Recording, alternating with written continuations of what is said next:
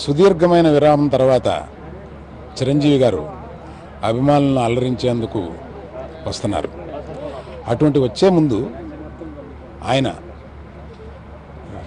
Second ఇన్నింగ్స్లో రంగప్రవేశం చేసే ముందు తనని 25 ఏళ్ళు 30 ఏళ్ల పాటు అభిమానించిన ప్రేక్షకులు, అభిమానించిన ప్రజలు, అభిమానులు అందరికీ తను కనపడి ఈ రంగప్రవేశం చేస్తున్న సందర్భంగా వాళ్ళందరి దగ్గర నుంచి, అభిమానుల దగ్గర నుంచి, ప్రజల దగ్గర నుంచి, ప్రేక్షకుల దగ్గర, అందరి దగ్గర నుంచి తాను ఒక గుడ్ విషెస్, ప్రజల దీవెనతోటి ముందుకెళదాము. సుదీర్ఘమైన ఆయన ఈ సినిమా చూసినప్పుడు ఆయన ఇదివరకు ఎంత కెరీర్ ఉందో ఆయనకి అంత సుదీర్ఘమైన కెరీర్ ఉంది అని అనిపించేలాగా ప్రతి ఒక్కళ్ళకి ఈ సినిమా నచ్చుతుందని ప్రగాఢంగా విశ్వసిస్తున్నాను. ఈ ఫంక్షన్ ఒక వారం రోజుల నుంచి ఇక్కడ ఈ ప్రయత్నాలన్నీ జరుగుతూ ఉన్నాయి.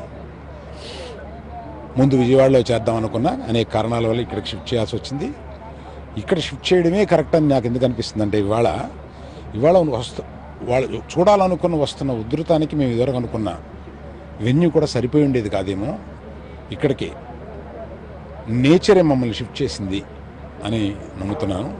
ఎందుకంటే ఇక్కడ చూసే ఈ 1,50,000, 2 లక్షల మంది ప్రజల కన్నా కూడా 10 కోట్ల మంది అభిమానులు, ప్రేక్షకులు ఈయన తిరిగి ప్రజలకి వచ్చి కనపడి 11వ తారీఖున తెర మీదకి వెళ్లే ముందు వచ్చి ప్రజల ఆశీర్వచనం తీసుకోవడం కోసం ఈ 10 కోట్ల మంది ప్రజలు టీవీలో చూసేలాగా ఇది ఏర్పాటు చేయబడింది.